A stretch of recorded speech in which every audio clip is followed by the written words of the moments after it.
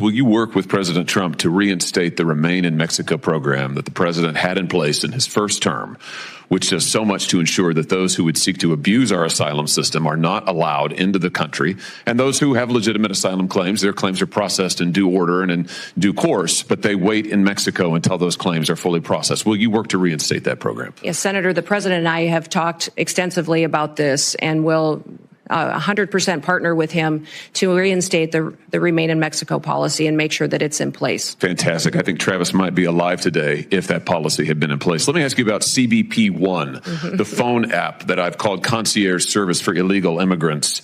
I'm sure you're familiar with it. This was the Biden administration's effort to allow asylum seekers to apply ahead of time using their phones, but not actually to provide any evidence that they needed asylum. There was a newspaper report, a press report that said the only problem with the app is it never asks users, are you seeking asylum? They don't ask for any asylum evidence. They simply release these so-called asylum seekers who use the app into the country on parole. Sometimes they're never given a hearing.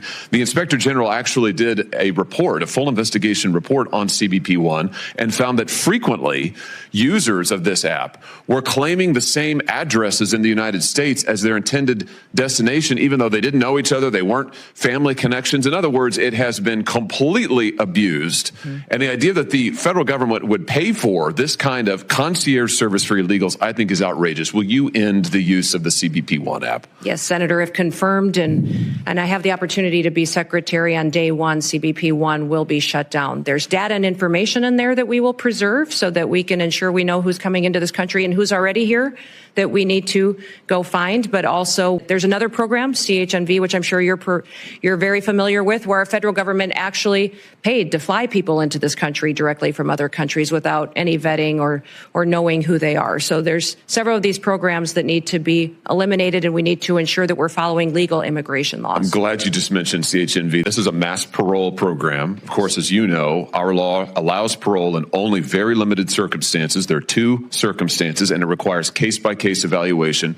The present administration, soon to be gone, has granted mass parole in direct defiance of the law, not case-by-case evaluation. The CHNV program is one of those instances. Will you put a stop to this abuse of our parole law and our asylum system? Yes, we will go back to case-by-case evaluation of these parole cases and ensure that we have more resources, if you will partner with us, to make sure that our legal immigration system is fully utilized, that we have more judges, more immigration courts, so that we can process people legally and make sure that they are going through that process rather than, like Joe Biden has done, use this as an excuse to allow people to come into our country with no consequences.